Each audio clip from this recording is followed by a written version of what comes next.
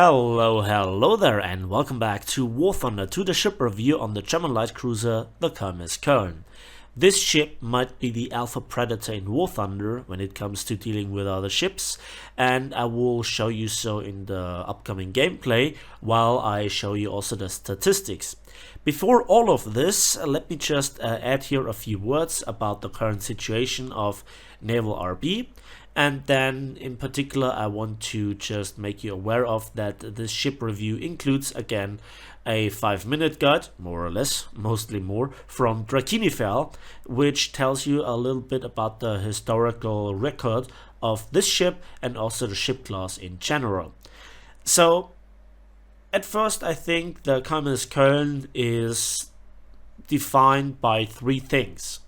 The first thing is the armor and the survivability, which are excellent. So the armor layout, rather, to be a bit more precise. The second thing is the amazing firepower. Those triple turrets are not just visually impressive, they work so reliably that it's just a joy to blow up other ships. Light cruisers, destroyers, patrol boats, doesn't really matter. But the third thing is literally what you're paying for, and that is quite literally a repair cost bill of 40,000 silver lines every time you die.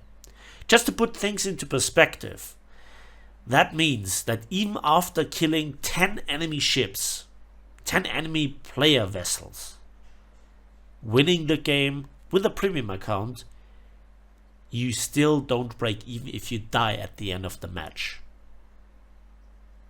That is just brutal.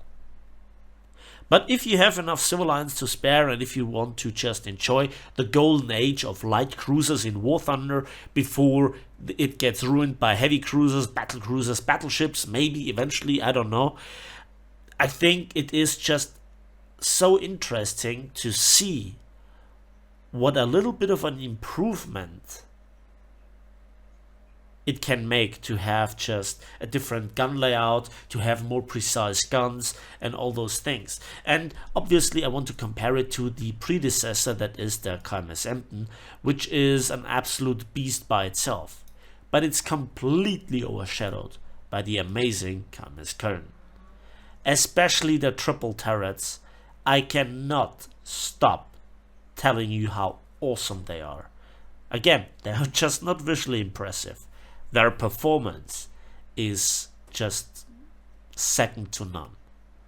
They are amazing, and I want to see more of those ships.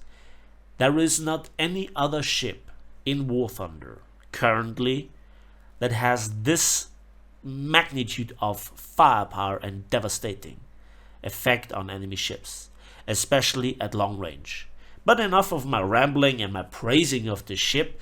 Let's get on with the review and let's roll the tape. Drachinifel, here we go. The Königsberg class was an interwar German cruiser design that was ordered for the Reichsmarine, but would see their most famous service with the Kriegsmarine in World War II.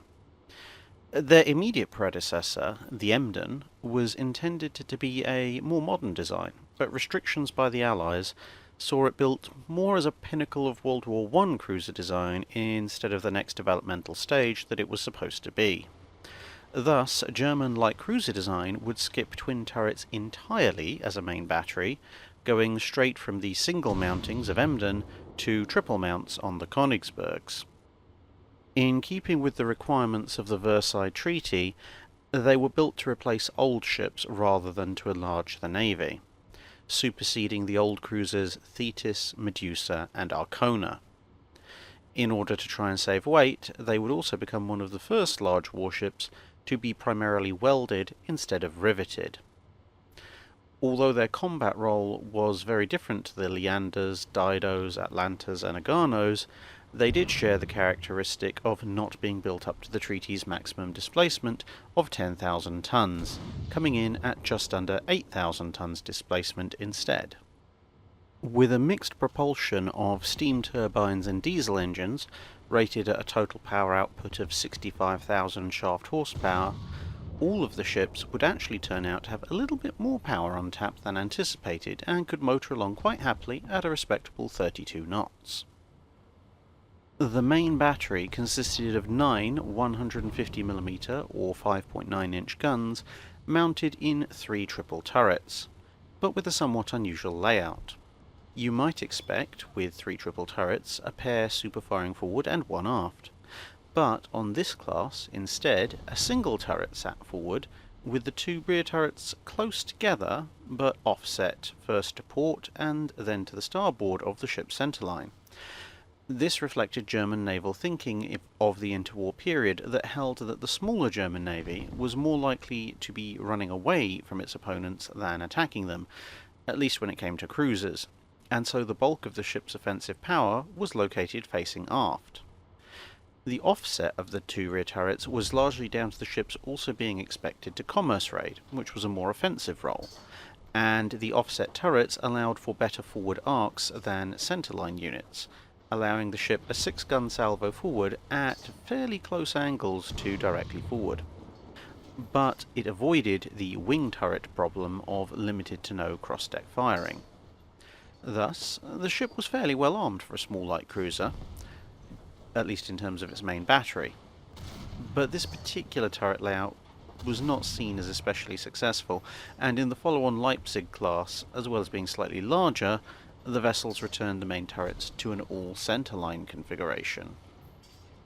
Secondary armament consisted of exactly 2 single 88mm AA guns, although over time this would be substantially upgraded to eventually comprise 6 improved 88mm guns in twin mounts, 8 37mm cannon, and 8 20mm cannon. By the end of the war, the surviving ship had acquired another 10 20mm guns in addition to the previously mentioned upgrades. Capacity for over 100 mines was also provided, along with 4 triple torpedo launchers, 2 per side, mounted amidships. 2 float planes were carried, one on the catapult and the other as a disassembled spare.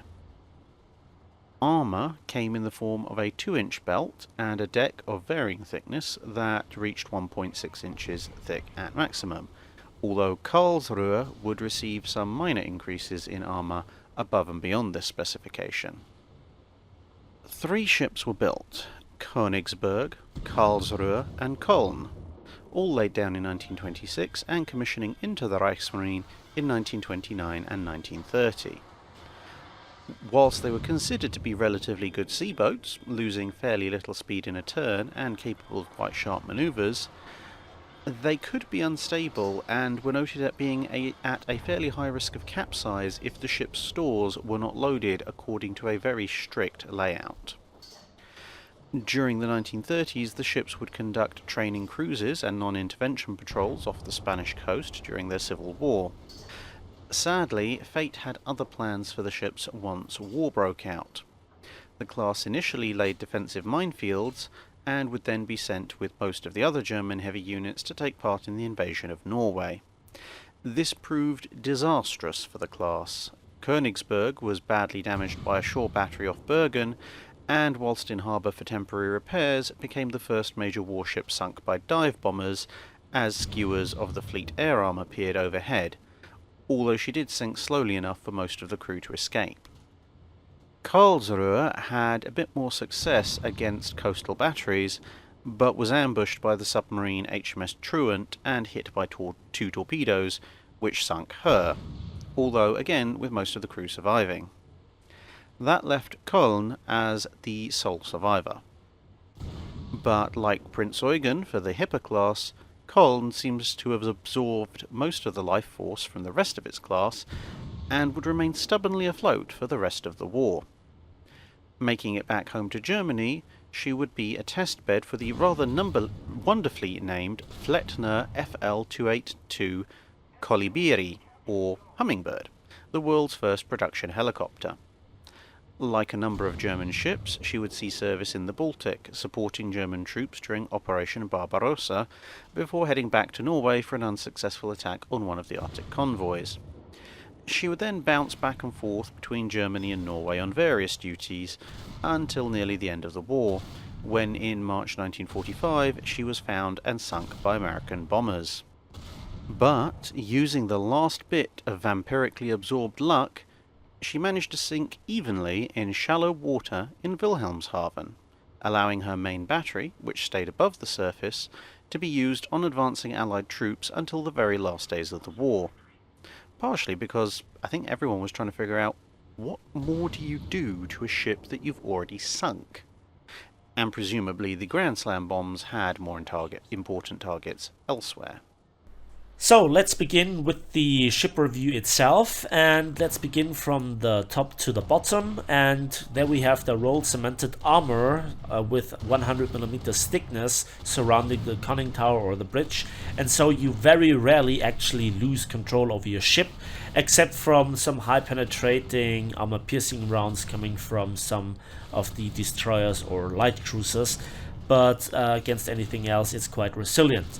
Then we have the 3 triple turrets, of which we have, as said in the 5-minute guide, 2 in the back, a bit offset with an unusual layout, and that just allows for some unusual firing angles where it is the most efficient to fire to the starboard side or to the right, whereas to the left it is easy to bring 2 of the turrets to bear, but at the front and the mid turret, but the rear turret has very bad firing arcs.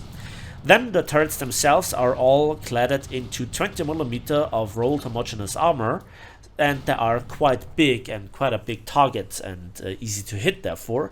And the rather flat front has only 30mm of armor, so the armor protection on the turret is not the greatest, and so you should exploit it if you are facing one of those ships.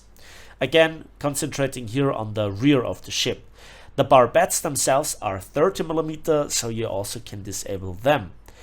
Then we also have a little bit of anti-fragmentation armor on the 3 double 88mm gun mountings. Then the rest of the ship is unarmored up until the point that you go for the main armor belt, which is 50mm thick of rolled cemented armor.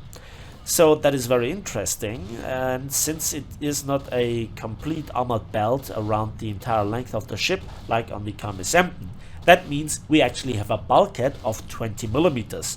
More on the rather unusual shape in just a moment.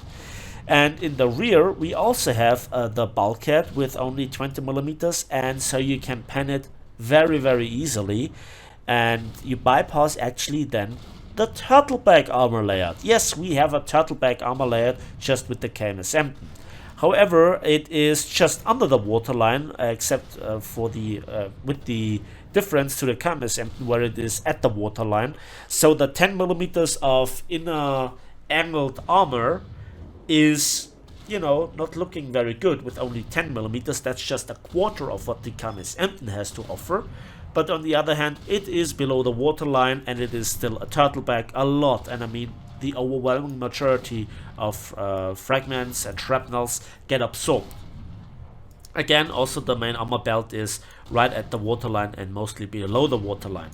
The deck itself is mostly 20mm, except below the turrets and above the magazine, where it is 40mm. So plunging fire even is not the greatest idea here. So that is now the turtleback armor layout, and the ship is absorbing immense amounts of damage.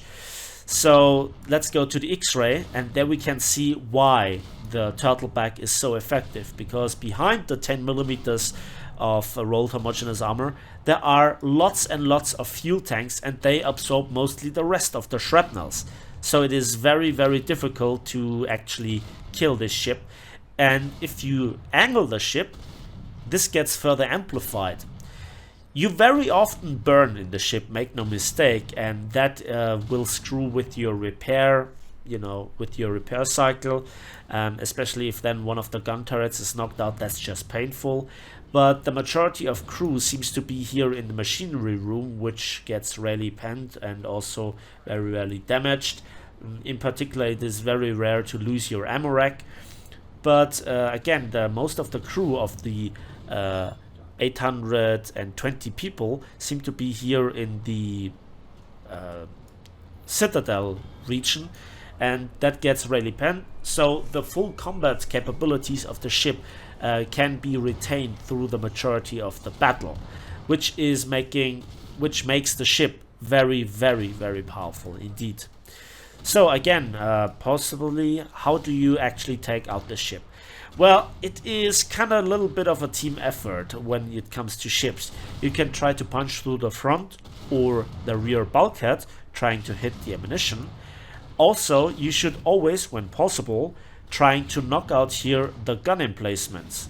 The other thing is that you should test here the torpedo tubes if they are emptied, because if they are not emptied, this ship can just simply detonate like any other destroyer and cruiser in the game. A tip for all KMS Köln captains: empty your torpedo tubes, and that just will save you. That will save you and extend your life period by quite a bit. So the ship will keep its performance for quite some time. Now let's see what the performance actually is like. Let's have a look at some other stats. Let's begin with the guns, of which the KMS Köln has 9 150mm, 15 cm 60 SKC 25 guns. The overall ammunition capacity is a respectable 1080 rounds, which results in 120 full salvos, and that is not nothing, but as you can see, that's just a shadow to the HMS Dido, which on paper seems to be a fearsome competitor. And it has more than 3 times the amount of shells.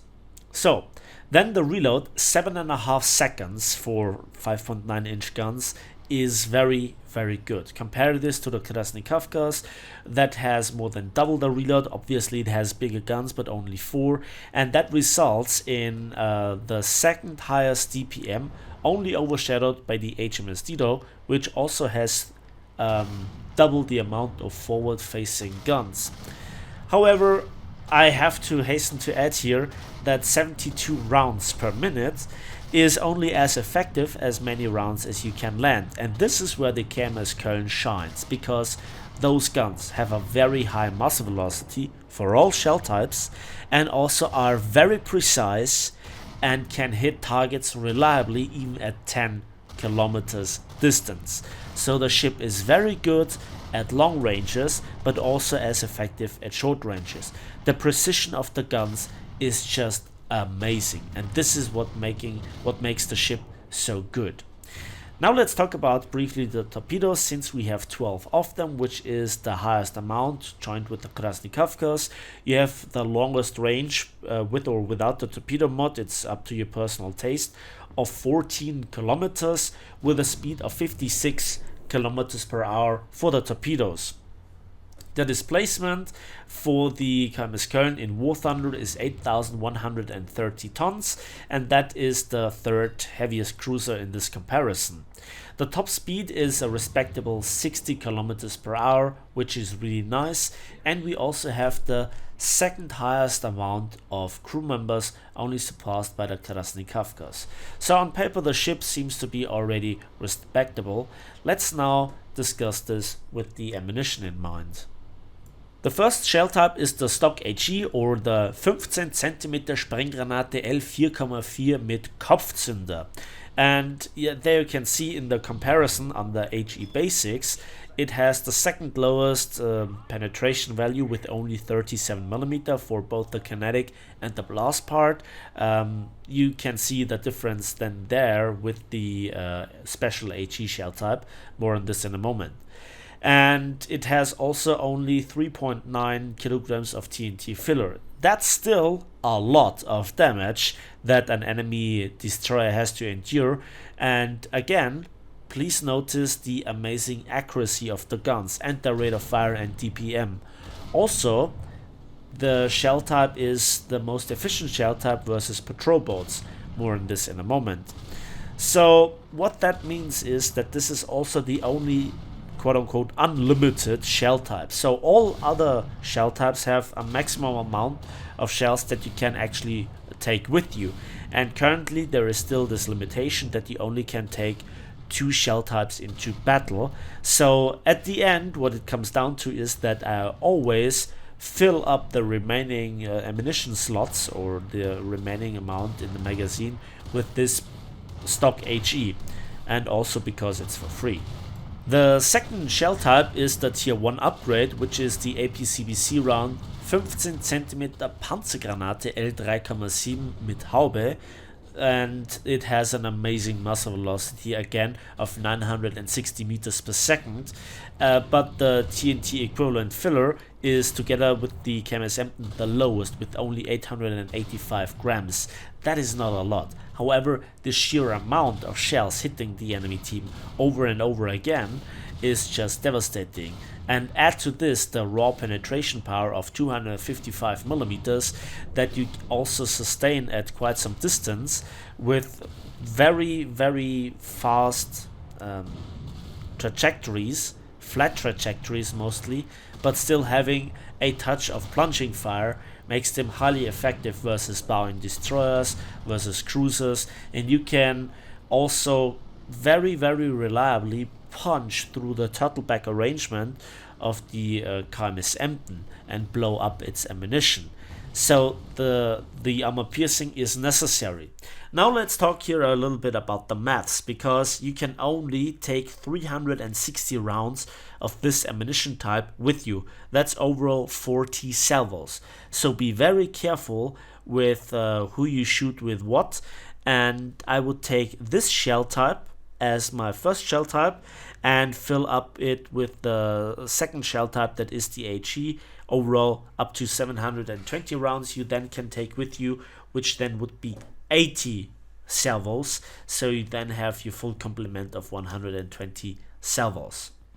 The third and final shell type is the semi-armor piercing ballistic cap 15 cm Sprenggranate L4,5 Bodenzünder mit Haube. Again, very high muzzle velocity, and here the TNT equivalent is then not too shabby for a special HE shell, which is practically the same as here with the stock HE. However, it penetrates armor up to 78 millimeters, which is nearly double of what you get with the HE shell, and then detonate inside of the ship, and that just amplifies the damage, at least in theory. The problem with the shell type is that it tends to over-penetrate patrol boats. It doesn't have effectively more damage versus destroyers, although it depends. Versus those American destroyers with their anti-fragmentation armor, that shell type is absolutely devastating. Whereas then you have to switch to armor piercing if you don't feel the semi-armor piercing ballistic cap shell type to do significant amounts of damage. However, the problem is your limitation to 171 rounds total, which would be 19 rounds. So you have the choice of either taking then 171 of those rounds and fill it up with the stock HE, or if you're a little bit crazy and you really want to know it, you take only the 360 rounds of armor piercing and the 171 of semi-armor piercing rounds. That would add up to 59 salvos or 531 rounds. That is less than half of your overall total ammunition capacity. Hence, this shell type is actually not that good. It doesn't really help you versus cruisers, versus destroyers and patrol boats. The stock HE shell is as efficient or even better, and also it costs a little bit of money, and as I discussed in the beginning, the repair costs of the ship are very high indeed, so you don't want to further amplify it here with ammunition costs, although that then being your last problem. So the simple question is, how do you play the ship then? Well, first of all, you take 360 rounds of APCBC rounds and the rest, namely 720 rounds of HE rounds. That is my recommended loadout. Then at the beginning of the battle, dump all your torpedoes just somewhere. They will not be your primary weapon, but they will be your primary cause of deaths. Then also, always watch out for aircraft. They are just your greatest danger.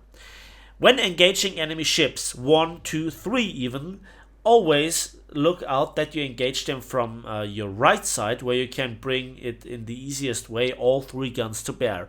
Either angle into them or angle away from them. That further enhances the effectiveness of the turtleback armor layout, and so you can really hurt the enemy ships quite a lot. Prioritize those ships that are the most dangerous for your team.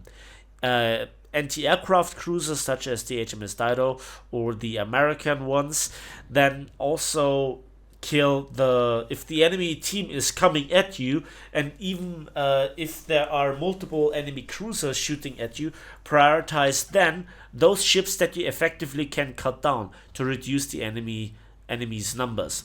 Shots like these can happen once in a while, but they're extremely rare. Now, how do you counter this behemoth, this beast of a ship then, if you're in a ship yourself? Well, it depends under which circumstances you engage it. At long range, try to do evasive actions, try to annoy him up until the point that the enemy Köln captain hopefully chooses another target. Or while he is interested in you, just simply hide behind an island. Every enemy ship at long range is nothing but gun food for this ship. There is no doubt about this.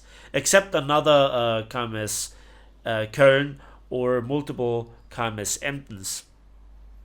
The next thing is aim for the turrets. If you disable them, and then after that aim for the fuel tanks, and when they are on fire, they give another penalty to the repair time.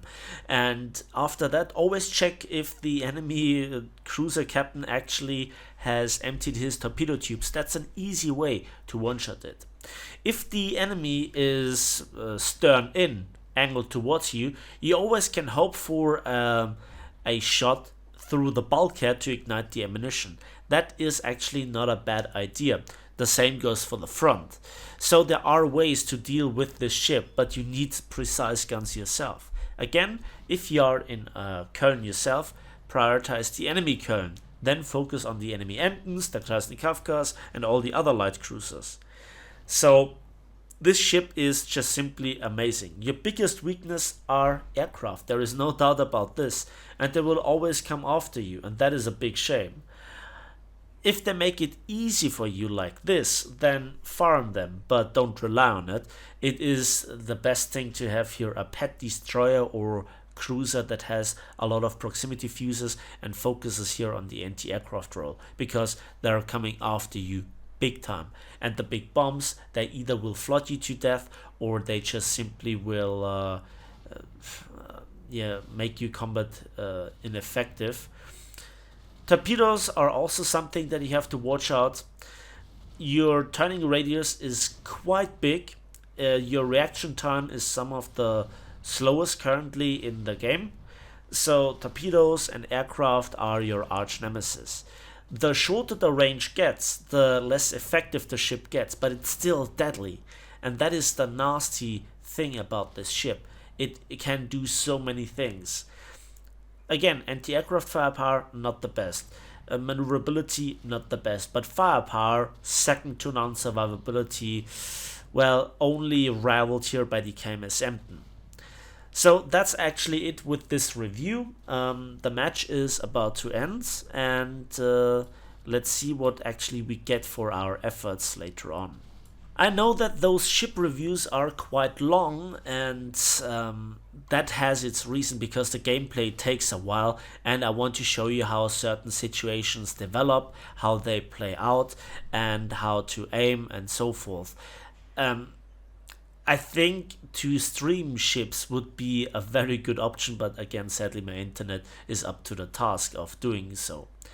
So at the end, it is always just trying to stay alive and go into a fight versus ship. Support your team, stay with the team if possible, but then just try to figure out how to not die, because the repair bill is 40,000 silver lines. That's it for me today, so thanks for watching, thanks for listening, and as a final reward scene, for those of you who stay with me to the end of the video, I have this scene. Some of you might have already seen it, but nevertheless I think it's amazing. Threat in the air, you say? Well, let's remove that threat. So this wyvern is about to have a very bad day. Ouch. And with that scene, again, thanks for watching, thanks for listening. Please give this video a like, give it a subscribe if you want to see more, and we'll see each other in the skies, on the battlefields, and on the waves of War Thunder.